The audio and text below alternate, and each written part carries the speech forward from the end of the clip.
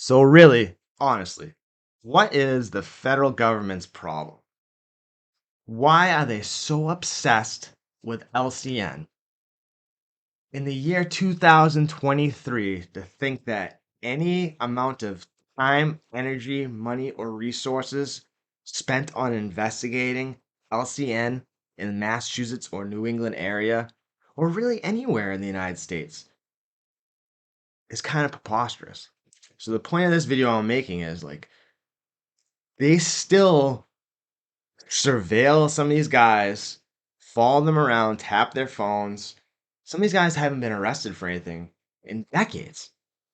From all appearances, they're living legitimate lives. The federal government still is all over these guys. I just don't understand it.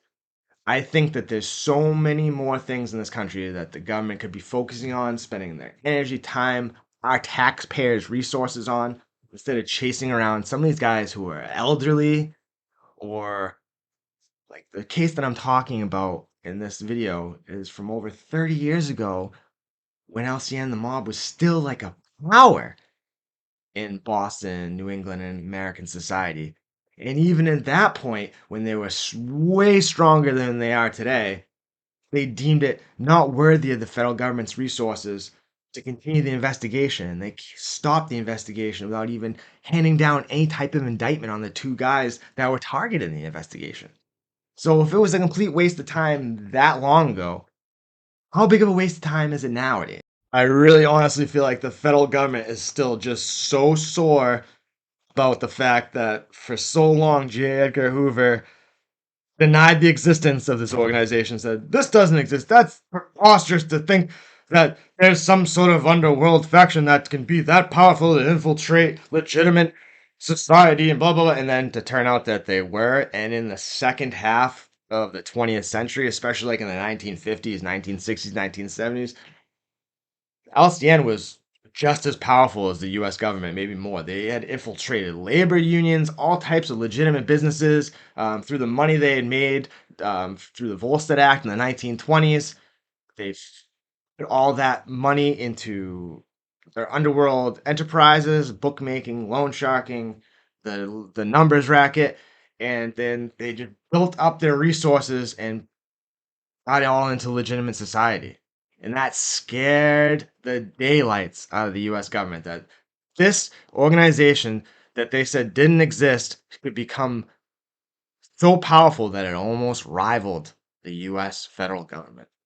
So, for whatever reason, in 1983, the feds targeted Biagio and Spucky, and they set up this undercover agent, a guy named Vincent Delamontagne, and he was kind of like a Joe Pistone type, could walk the walk, talk the talk. He fit in. He rented a storefront a couple doors down from Biagio's restaurant, Roma's in East Boston, and he started showing up to Roma's on like almost daily basis.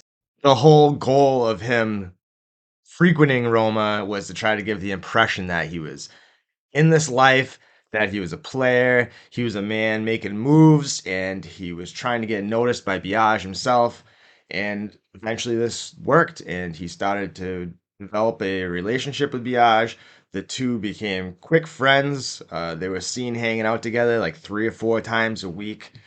Um, he gave Delamontagne gave the impression that he was a dealer and he was trying to tap Biagio for resources. But Biagio made it very clear right from the get-go that he did not like that stuff, that he did not involve himself in that kind of business because of his reputation and his family's reputation.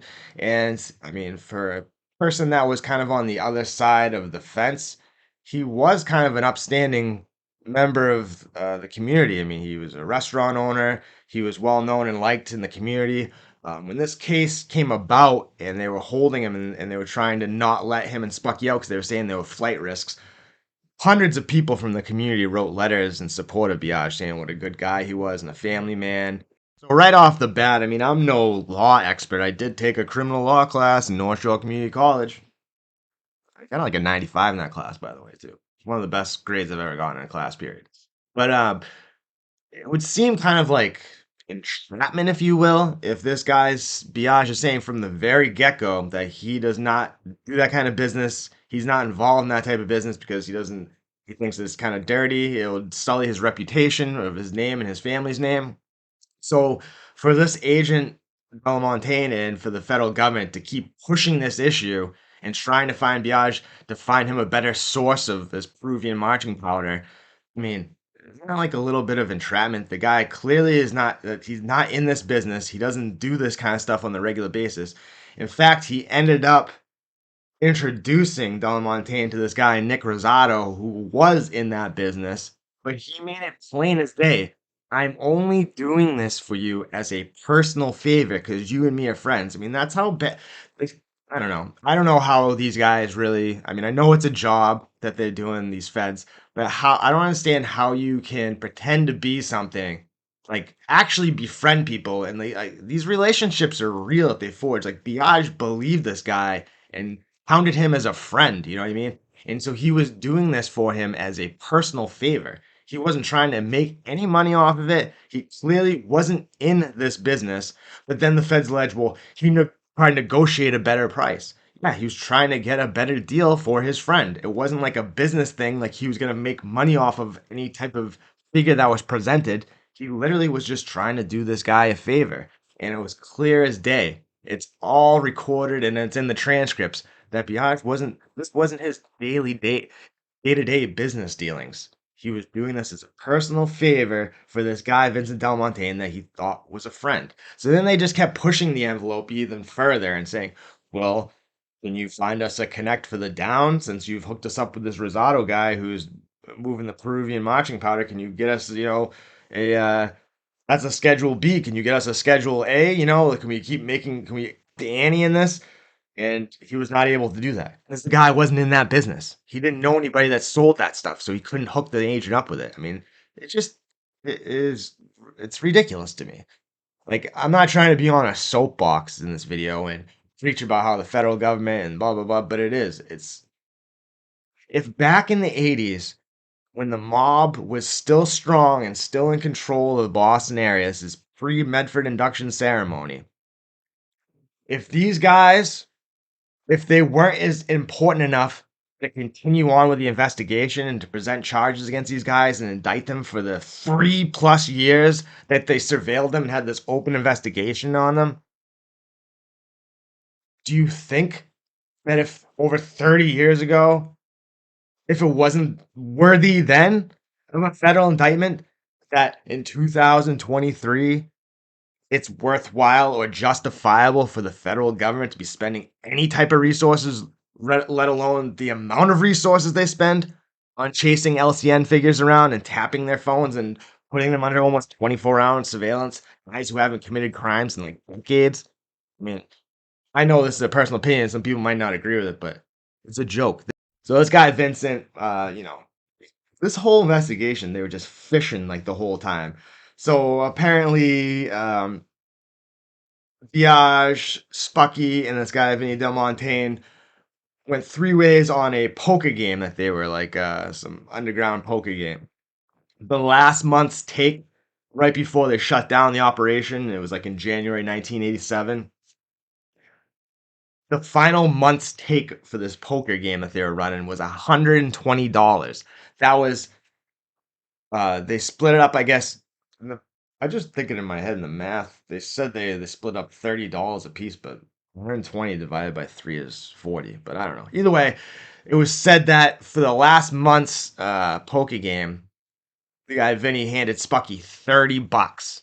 There's your take for this month's poker game. And I guess Spucky was not happy about it. He was pissed.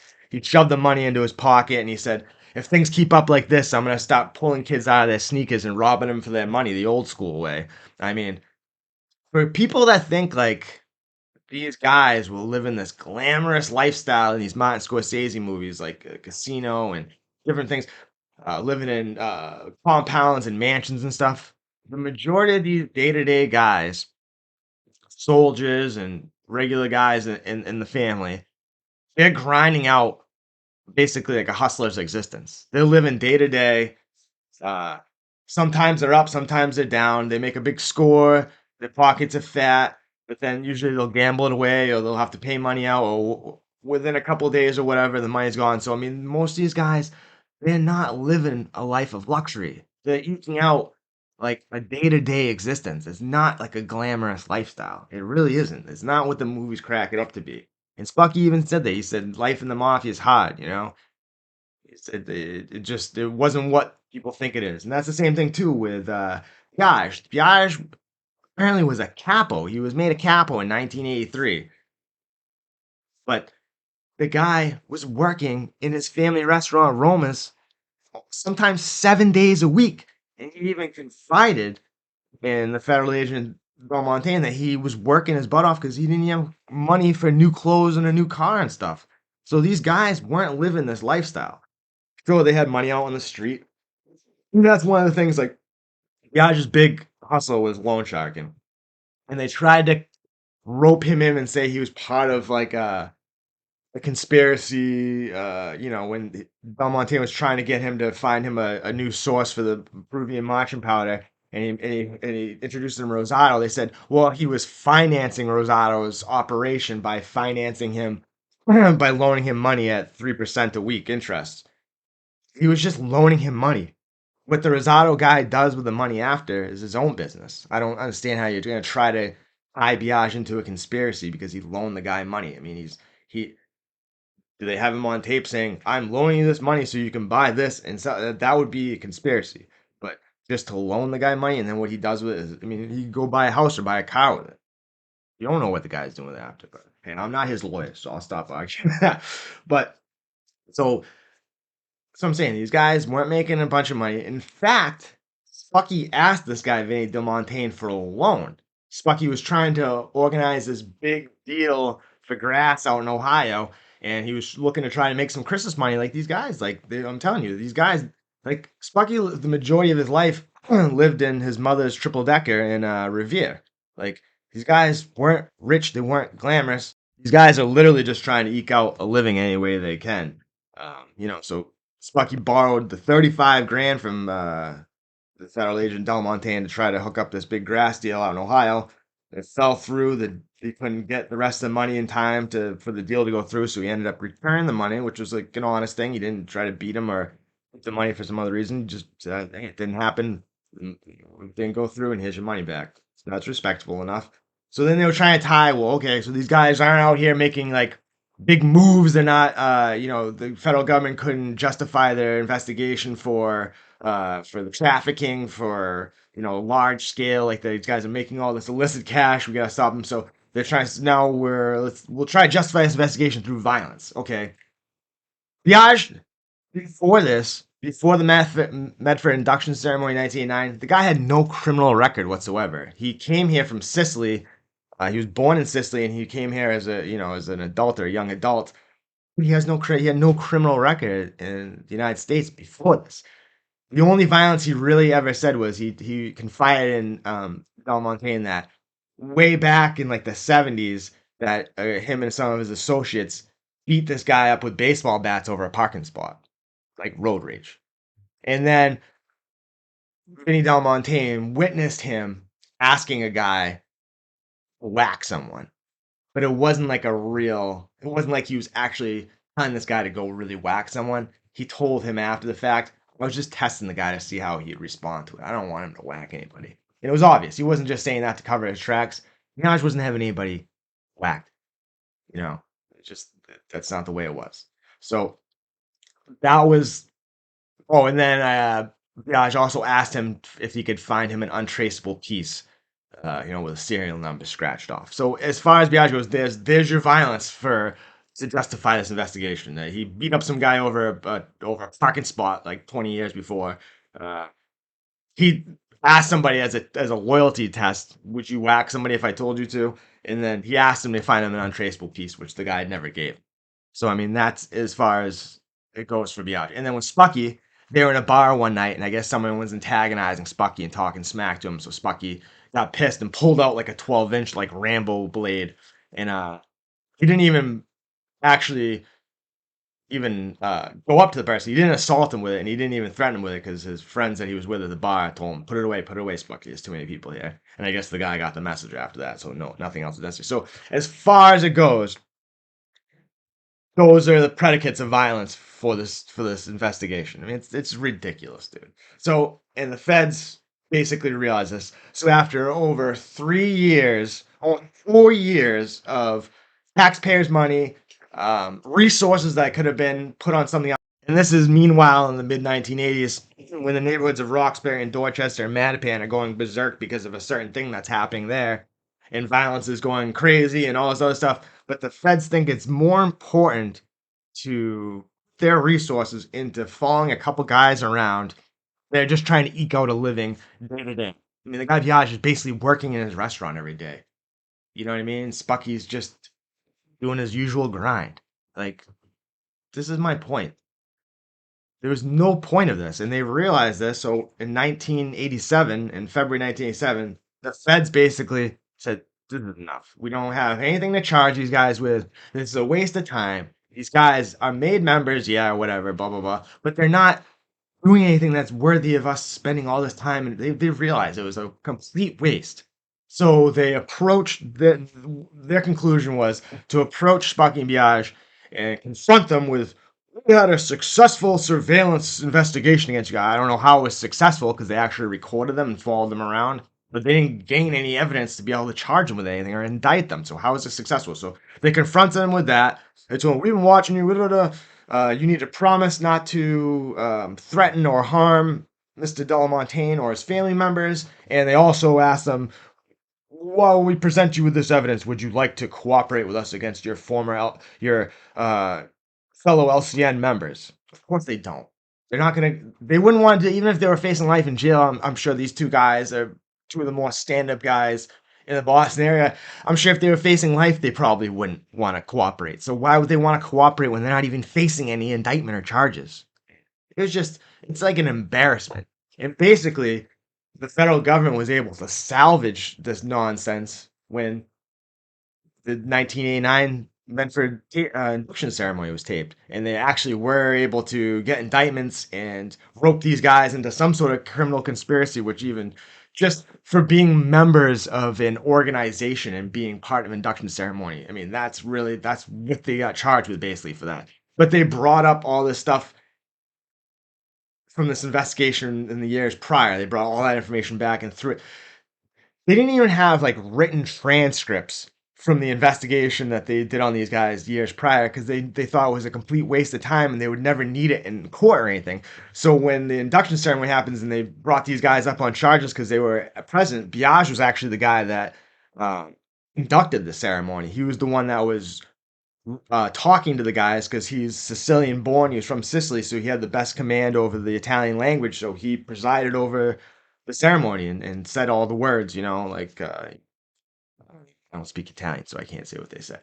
But he was there, and then Spucky was also there because Spucky's, even though he was only a soldier, he's still, you know, one of the main guys. He's one of the main guys from the Riviera area. So, like I said, they roped them as part of that whole induction ceremony that brought down basically the whole top tier of the mob in Boston and Providence and opened up the way for Cadillac Frank Salemi um, to start all the nonsense that he started in the 1990s. And I made the video about that. And I have videos that are going to be coming up in the near future that I've been working on. Big shout out to my boy David Fishwick, who's been just supplying me with all types of great information. So I've been working on some Cadillac Frank Salemi's maybe lesser known allies from more in the South Coast, southern Massachusetts region. So we've been working on that. So those are coming soon, and also I have the meeting with the person this week that I'm very excited, nervous slash anxious about, and so that also is gonna that meeting is gonna hinge upon future videos as well because I'm holding on to a video that I've been working on for a while till I talk to this person because they want to correct information that I've been receiving that's wrong apparently. So I'm very looking forward to that. I'm looking forward to a lot of stuff that's coming up in the future, guys. Um, like that last video I made, I just wanted to be respectful of people. Like these are, like I said, these are real people, real lives. It's not these aren't actors or comic book characters, or these are real people and real things. So I'm I'm not gonna stop making these videos, but gonna try to be mindful in the future of like, is this really something that I want to put out there on the internet? Is this something I really want to talk about? Is this a person that I really want to talk about? So I want to make the best videos possible, the most informative, most entertaining, but I also want to be respectful. Respect is really, I think, one of the most important things while I'm doing this, and hopefully that comes across. And it has to a lot of people that I've talked to and spoken to in regards to these videos, that they say that the one thing that they do appreciate is that I do try to be respectful, and they can see that I'm not out here trying to uh just embarrass people and make them look bad, you know. So anyhow, I hope you guys enjoyed this. Kind of a quick little upload while I'm working on other stuff and I have this meeting.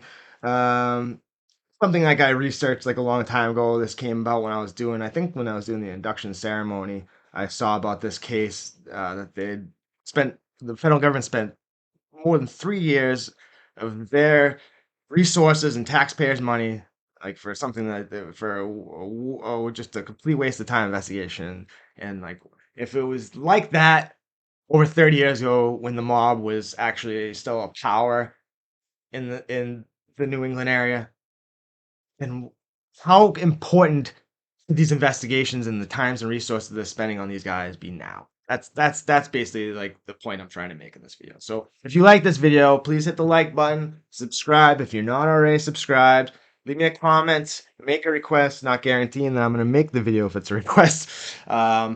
Make good choices, make good decisions, take good care of yourselves, your family, your loved ones, your fellow human beings.